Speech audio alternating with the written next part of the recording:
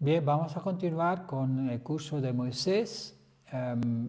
Estamos ahora justo en el segundo fundamento nacional para restaurar a Canaán. Hemos visto que el pueblo no podía unirse con Moisés y por lo tanto vamos a ver cómo esto se efectuó, esta falta de fe. Era cuando llegaron al monte Sinaí, es un monte especial, un monte sagrado. Dios llamó a Moisés y le pidió para poder recibir ese tabernáculo que representa al Mesías, pues ya para eso mismo habría que hacer un fundamento de fe y de sustancia también, para poder recibir ese privilegio, digamos, o esa bendición especial del tabernáculo. Por lo tanto, Moisés tenía que hacer su propio fundamento de fe, que eran los 40 días y noches de ayuno. Dios le llamó a subir a la montaña, donde se vio cara a cara con Dios, y ayunando 40 días y 40 noches. Y mientras tanto el pueblo estaba esperándole al pie de la montaña y nadie más podía subir a la montaña. Bien, Moisés va a cumplir su parte. Al final de esos 40 días recibe las 2 tablas de piedra, con Dios mismo, con su dedo, escribe los 10 mandamientos, que es la primera vez que Dios revela directamente su palabra a un pueblo. Y él, imaginaos, baja todo contento, entusiasma, pensando en enseñarles al pueblo lo que había recibido de Dios. Pero ¿qué ocurre? Cuando llega abajo, cuando llega abajo, pues el pueblo ya se había revelado otra vez. El pueblo, algunos ya habían dicho, mira, este Moisés está tardando mucho, seguramente que ha muerto en el intento, este hombre ya no vuelve más. Y entonces habían pedido a Aarón, su hermano, que era como el profeta, el que hablaba en vez de Moisés, que no hablaba bien. Entonces Dios había dicho que su hermano Aarón, que sí era un buen orador, hablaba en su lugar. Habían convencido a Aarón de hacerse otro ídolo y de volver a Egipto. Entonces habían derretido todo el oro que tenían y habían hecho un becerro de oro. Y era como su nuevo Dios, y estaban ya listos para volver a Egipto. Y es en ese momento que Moisés baja del monte Sinaí y se enfurece muchísimo. Y como vemos en la imagen, pues lanza al suelo las 2 tablas de piedra y las rompe. Por tanto, ese primer fundamento para poder construir el arca y recibir simbólicamente al Mesías va a fracasar. Por lo tanto, Dios le pide a Moisés que vuelva otra vez a la montaña y que vuelva a hacer otro ayuno de 40 días y 40 noches. Y al final recibe las piedras, pero esta vez él mismo las tiene que tallar, los 10 mandamientos en las piedras.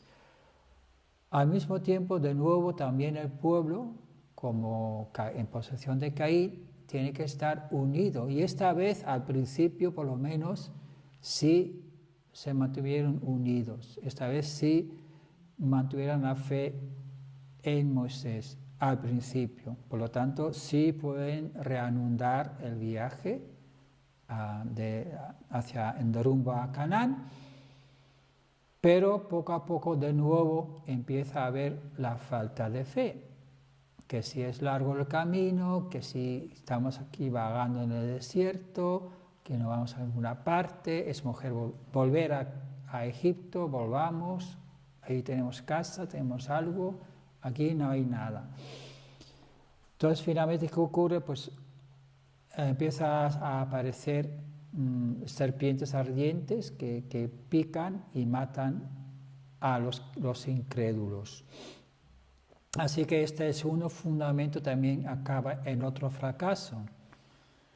Y vamos a tener ya otro tercer fundamento para el tabernáculo. Y es cuando Moisés va a mandar, Moisés mismo tiene la lealtad, él sigue atendiendo al tabernáculo con fe y va a mandar a 12 espías, uno de cada tribu, un líder de cada tribu, las tribus de Israel, a explorar el país de Canaán. Ya estaban relativamente cerca y tenían que explorar e informar de cómo es la situación ahí. Y bien, los 12 van ahí y cuando vuelven, desgraciadamente, pues solamente 2 de ellos, Josué y Caleb, van a dar informes positivos.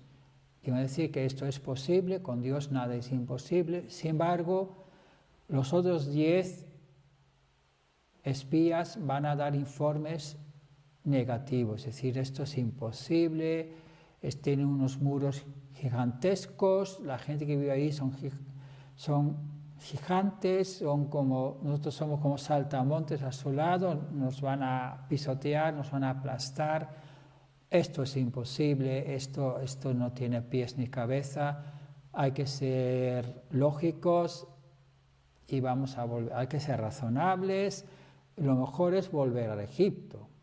Así que una vez más, ya estando tan cerca de la meta, pues otra vez más hay otra falla, hay otra desunidad con la figura central, con Moisés.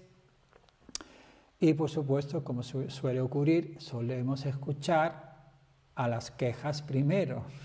Esa es nuestra naturaleza caída de la gente. Nadie escuchó a Josué y Caleb, aunque estaban hablando positivamente, pero se escuchó a las quejas, a las críticas y al informe negativo. Entonces la gente empezó a rebelarse otra vez contra Moisés, a decir, no vamos con una parte, aunque llegamos ahí nos van a matar igual, entonces es mejor volver a Egipto, volver a nuestras casas, que ahí tenemos casas, y aunque seamos esclavos, por lo menos estamos trabajando y tenemos comida, ya tenemos eso cubierto, ¿no? Ahí que vamos a tener, no tenemos nada. Así que de nuevo el pueblo va a rebelarse y entonces desgraciadamente otra vez este fundamento se hunde completamente. Y con esto ya no solamente el fundamento del tabernáculo, sino que todo el segundo curso en el desierto va a fracasar. Y se tuvo que prolongar a un tercer curso. Así que esos 21 meses que podía haber durado la travesía de Egipto a Canaán se van a convertir ahora en 40 años en el desierto. Ese ya es el tercer fundamento nacional para recibir al Mesías. Así que la figura central va a ser Moisés otra vez, vagando 40 años en el desierto. Y el fondo de su estancia es que este pueblo tiene que unirse a él. El arco de la alianza y el tabernáculo eran representados tanto por las tablas de piedra o la roca a su raíz. Por esta razón, ese tercer curso empezó desde Cades Barnea. Ahí pues, hubo algo muy importante que ocurrió y muy triste también para Moisés y para Dios, me puedo imaginar que también. Bien, en ese momento de nuevo fue la situación que se estaban quejando, esta vez era porque no tenían agua, que nos vamos a morir de sed, esto es imposible. Entonces ya habían hecho una vez este milagro, entonces otra vez Moisés se dispuso a golpear la roca al pie del monte, Cades Barnea, y entonces Dios hacía brotar agua de esa roca. ¿Qué ocurrió? Que en esta vez, pues Moisés golpeó la roca 2 veces, y esto fue una falta muy grande de su parte. Ya era tantos años, ya eran 40 años, ya llevan mucho tiempo en el desierto soportando la incredulidad de la gente, y al final el mismo Moisés fue atacado y él se enfadó y ahí actuó desde su perspectiva, desde el enfado. Él tenía que haber golpeado una vez solamente la roca. ¿Por qué? Porque la roca representa a el Cristo futuro. La roca, o sea, las piedras habían salido de la roca y la roca representa, por lo tanto, el nuevo Adán, la nueva Eva, que tiene que venir a salvar a toda la humanidad. Entonces, el Adán que estaba al pie de la roca, que no ha sido todavía golpeado, representa el Adán caído. Cuando Moisés, representante a Dios, lo golpea una vez, entonces representaría al Adán resucitado o al Mesías venidero, que podría dar el agua de vida que salva a la humanidad. Eso es lo que ya Moisés había hecho una vez antes, pero en esta segunda vez, dejándose llevar por la ira, el enfado, por la desobediencia de la gente, pues lo dio 2 veces en vez de una vez. Entonces, al darle la segunda vez con enfado y sin control de sus emociones, era como que Satán estaba golpeando al Adán. Y esto creó una causa remota para que en el futuro Satán podía tentar a Jesús en el desierto con el pan, ¿no? Convierte esta roca en pan para que dé comida. Entonces, debido a este fallo, el mismo Moisés, en la figura central, pues ya no pudo continuar su misión. Ya ahí él no pudo continuar y hubo una transferencia de Moisés a Josué. Josué va a heredar la misión de Moisés y por esa falta de fe del pueblo, finalmente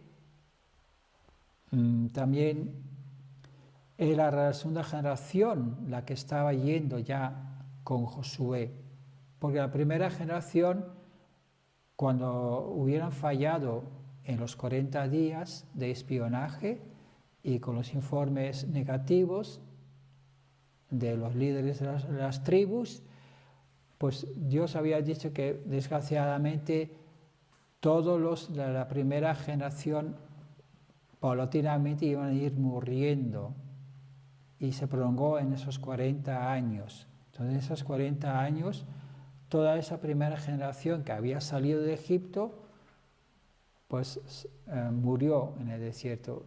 Y los que siguieron con Josué era la segunda generación que no habían conocido Egipto, que habían nacido en el desierto. Esta vez esa segunda generación sí se unió con Josué. Ya Moisés murió y fue enterrado, también su hermano Aarón murió también, que era sumo sacerdote, y por lo tanto ahora solamente tenían a Josué como su líder, y Josué ahora sí se unieron con él. Hubo una providencia de partida también para rectificar los 40 días de espionaje. De nuevo, Josué mandó ahora solamente a dos israelitas para explorar la tierra de Canaán.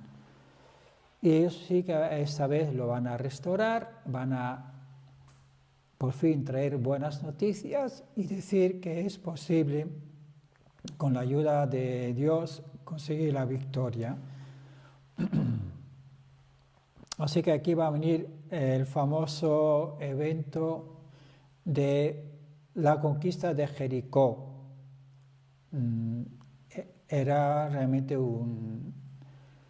una ciudad fortificada y los israelitas obedecieron el mandato de Dios, que era marchar con 40.000 soldados en la vanguardia, 7 sacerdotes que tocaban las trompetas, el arca de la alianza que lo llevaban los sacerdotes levitas y los demás israelitas en la vanguardia. daban una vuelta durante 7 días a la ciudad y el último día dieron 7 vueltas a la ciudad tocando las 7 trompetas. Y luego Josué dio la orden, el grito de guerra, y las murallas de la ciudad se derrumbaron. Y esto prefiguraba que en el futuro pues, Cristo vendría con el poder de destruir el poder de Satán en la tierra, siempre que nosotros colaboramos con él. Luego Josué pudo derrotar a las 31 reyes.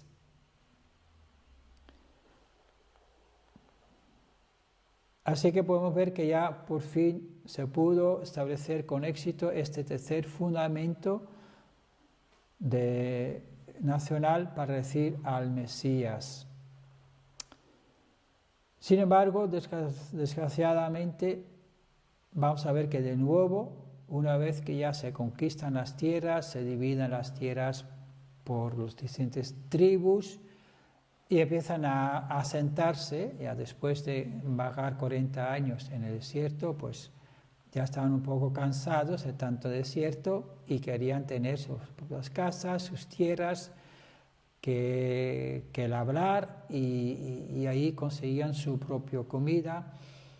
Y aquí ya, desgraciadamente, después de esa conquista, de nuevo las generaciones jóvenes pues entraron en falta de fe, empezaron a ser tentados por lo atractivo de la vida en la ciudad y finalmente también poco a poco ese fundamento que se había conseguido a nivel, digamos, nacional, a través de Moisés y finalmente Josué y los jóvenes que habían nacido en el desierto, pues se va a prolongar por repetidos fallos, luego con los distintos reyes, hasta el tiempo de Jesús. Vamos a ver entonces algunas lecciones que podemos aprender del curso de Moisés, que ya digo que fue muy largo, fueron 40 años, y hemos intentado resumirlo en muy poco tiempo. Podemos ver que realmente Dios está guiando la historia. O sea, Dios no se da por vencido, sino que cada vez que hay un fallo, Él intenta inspirar a que se pueda mejorar. La medida en que el ser humano responde a la providencia de Dios determina el éxito o el fracaso de dicha providencia. Y eso es lo que explica por qué parece que a veces Dios no está ahí en la historia y hay realmente barbaridades que están ocurriendo. Y es porque estamos fallando en nuestra responsabilidad. Dios nos puede solamente guiar, pero Él nunca puede interferir con nuestra responsabilidad. Si hacemos lo que Él nos aconseja o no, ya depende de nosotros. Y si fallamos, pues se van incrementando, acumulando todas las condiciones de indemnización y los que vienen después pues tienen que cargar con todo eso. Cada vez se hace más complicado y se prolonga el sufrimiento en el tiempo. Dios ha predestinado absolutamente su voluntad, por lo tanto Él está determinado. A pesar de que fallamos, Él va a seguir, no tira la toalla. No dice, me voy a otro planeta y empiezo todo de nuevo y esto es que se las arreglen como están. No, Él va a continuar intentando buscar otro pueblo, otra persona y prolongarlo en el tiempo. Como el hombre caído se encuentra bajo el dominio de Satán, no puede bendecirnos incondicionalmente sin antes darnos una prueba difícil para evitar la acusación de Satán. Hay que recordar que estamos en esa posición intermedia entre Dios y Satán. Y por lo tanto, cuando Dios nos quiere bendecir, tiene que haber algún tipo de prueba por en medio que tenemos que superar. Y solo cuando superamos esa prueba, Dios nos puede bendecir. Por ejemplo, el primer curso del Éxodo fue a raíz de los 40 años viniendo en el palacio del faraón, de Moisés. Hubo una prueba específica para Moisés que intentó matarle en el desierto. Dios y luego hubo las 3 señales y las 10 plagas. La llaga de la roca fue después de los 40 años vagando por el desierto. Bueno, pues podemos ver en este curso de Moisés que realmente no fue nada fácil, fue difícil. Como ya digo, Moisés mismo, pues al final, con todas esas quejas, desobediencia de su pueblo, pues cayó en un ataque de ira que hizo que no pudo continuar, sino que tuvo que ser transmitido su misión a Josué, que continuó llevando al pueblo hacia Canaán, entrándole en Canaán, y Moisés solo pudo entrar espiritualmente, lo pudo ver en espíritu, pero murió incluso antes de entrar en Canaán. Así que realmente tenemos que aprender en nuestro curso también, en la historia humana es algo parecido. Sí, siempre que el hombre no cumple, pues se prolonga el sufrimiento y por tanto tenemos que estar atentos a cualquier señal que hay para poder tener una fe más fuerte y poder ir adelante. Pues muchas gracias por vuestra atención. Esto ya pone fin al curso de Moisés y después vamos a ver el curso de Jesús, de la providencia de la restauración. Gracias por vuestra atención.